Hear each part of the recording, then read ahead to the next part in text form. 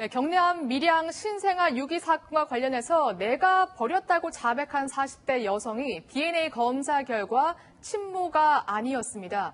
왜 이 여성은 거짓말을 했고 또 경찰은 깜빡 속았을까요? 짚어보도록 하겠습니다. 서 기자, 그러니까 40대 여성이 절대 친모는 아니라는 결과인 거죠? 네, 맞습니다. DNA 결과가 나왔으니까 친모가 아니라는 겁니다. 네. 그런데 이 여성 실제로 경남 밀양에 내가 신생아를 버렸다. 경찰에 자백을 했습니다.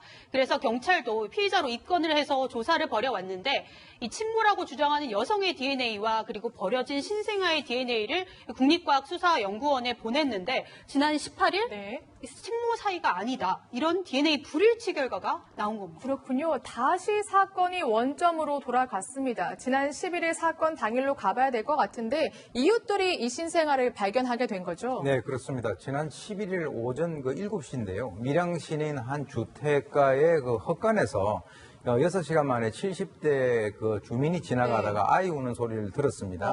그래서 이제 가서 보니까 담요에 둘러싸인 영화가 있었는데요. 네. 그래서 이제 탯줄을 자르고 씻겼고 그 당시에 이제 상태는 벌레 물린 그런 자국들이 상당히 많았다라고 하는데 다행히도 이제 병원에 옮기고 119에 이제 신고를 했고요. 지금 이제 이 아이는 2.7kg의 건강한 그 상태로 지금 이제 아동 전문 보호기관에서 지금 보호를 받고 있는 그런 상황입니다. 그렇군요. 지금 아기 사진을 잠깐 보여드렸는데 당시에 좀 벌레 물린 흔적이 굉장히 많아서 저희가 조금 이렇게 처리를 했습니다.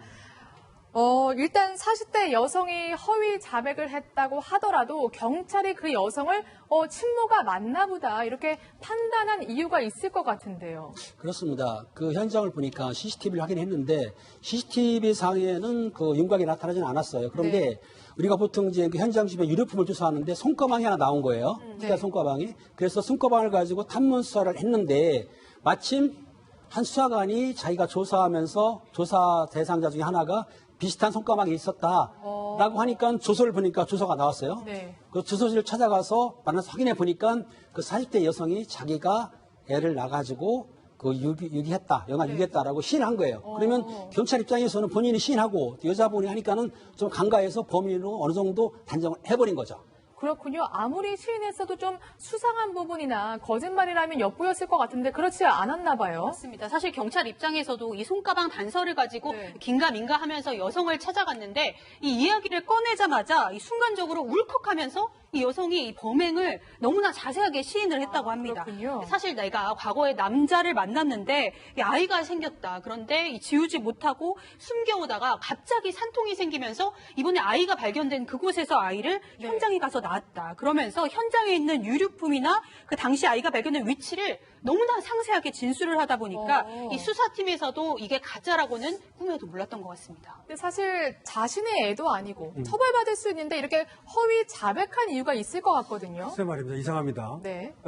이제 지금 얘기한 것처럼 자신의 애라고 했다가 이제 아닌 것이 밝혀졌죠. 네. 그래가지고 추궁을 했죠. 그러니까 사실은 내 딸이 네. 복대를 하고 있었다. 그래가지고 내 딸이 혹시 이렇게 아기를 낳고 유기를 한 것일까봐 그것을 숨겨주기 위해서 내가 했다고 말했다.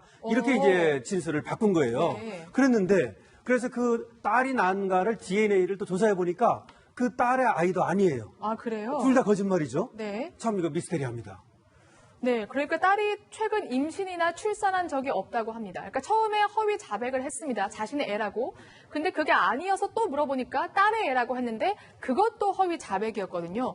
계속해서 거짓말. 사실 자신이 득을 볼 게 전혀 없는데 왜 이렇게 거짓말을 했을까요? 일반인들이 생각할 때 잘 네. 이해를 못 하실 겁니다. 근데 이제 지금 그 경남청에서 이 프로파일러들을 투입을 해가지고 면담한 그 결과가 나왔는데요. 거기 보면은 이제 우울증이라든가 네. 이 성격장애 그리고 히스테리성 성격장애 이런 것들이 있고요. 네. 또 특히 이제 이 여성의 특징이 자신이 남으로부터 관심을 받는 데 있어서 상당히 그것을 갖다 선호하고 또 어떤 그 상황에 대해서 본인이 주도적으로 조종을 하는 그런 특성을 가지고 있다. 그래서 이 여성 같은 경우는 이제 그 주위를 탐문을 해보니까 이전에부터 좀 이렇게 거짓말을 자주 하는 이 학습된 거짓말의 어떤 습관이 있다라고 밝혀졌고요.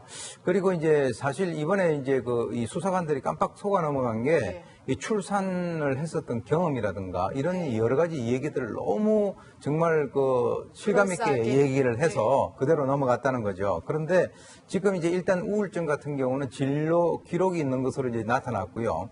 그리고 이제 이 어떤 그 거짓말을 하는 데 있어서는 자신의 어떤 수단과 방법을 가리지 않고 자기 목적을 달성하는 그런 특징이 있습니다. 그런데 지금 이제 일단 일을 벌려놓고 관심이 이제 많이 쏠리고 이제 본인이 감당을 할 수 없는 그런 상황이 되니까 사실은 내가 그 거짓말 했다. 이렇게 이제 자백을 번복을 하게 된 거거든요. 그래서 지금 그 딸 보호 진술에 대해 가지고는 그러면 왜 그 거짓말 했느냐. 이 딸에 대해서 여러 가지 어떤 생활 습관들이 별로 마음에 들지 않는다라고 하는 일반인들이 이해를 할 수 없는 그런 이유를 대고 있는데요. 지금 이제 경찰에서는 이 사람과 관련된 주변의 인물과 연관돼서 또 다른 그 범인이 있을 가능성에 대해서 배제를 하지 않고 있는 그런 상황입니다. 그렇군요. 근데 사실 본인이 그렇게 자백을 했다고 하더라도 가족이나 이웃에게 저 40대 여성이 임신 상태였습니까? 하나만 물어도 경찰은 사실 이렇게 엉뚱하게 수사를 진행하지 않았을 거거든요. 일단 범인들이 자백하는 경우는 적습니다. 그리고 자백한다 하면 가족을 만나면 되는데 우리 범행을 가족한테 알리는 것도 인권침해라고 보고 있거든요. 인권침해요. 그러다 보니까 더군다나 이런 이제 그런 관계, 지금 혼자 아이를 낳고 좀 그런 불륜관계 때문에 그런 문제는 가족한테 말 않거든요. 그러니까 본인이 자백했으니까 그대로 믿은 거예요. 네. 믿고 나서 입고 난 뒤에 신문도 감식도 해보고 유전자 감식을 하니까 이게 틀린 얘기 나오니까 문제가 된 거란 말이에요. 그러다 보니까 경찰에서는 좀 미진한 건 맞지만은 오히려 그 피의자, 네. 그렇지만 그 여성분이 피의자는 맞아요. 왜냐하면 영아유기를 했으니까. 그러니까 그거를 좀 보호하다 보니까 좀 미숙하게 했는데 늦게나마 그래도 발견이 돼가지고 수사를 하는데 아마 진술을 잘 받게 되면은 자백하지 않을까 싶긴 하네요. 네, 일단 친모가 밝혀지지는 않았습니다. 그렇기 때문에 경찰은 친모가 누구인지 추가로 다시 원점에서 수사를 해야 되는 상황이고요. 이 거짓말을 한 40대 여성 어떻게 처벌을 받습니까? 일단은 이 사람은 뭐 영아 유기죄는 아니니까 네. 그건 처벌 안 받는 건데요. 혹시 누군가를 숨겨주기 위해서 범인을 은닉하기 위해서 그런 거짓말을 했다면 범인 은닉죄가 될 가능성은 있습니다. 네. 다만 지금까지 나온 얘기는 우울증으로 인한 것으로 보고서 네. 혐의 없음으로 검찰에 송치할 예정이라고 합니다. 아, 그렇군요. 네, 알겠습니다. 그럼 다음 사건으로 바로 넘어가 보겠습니다.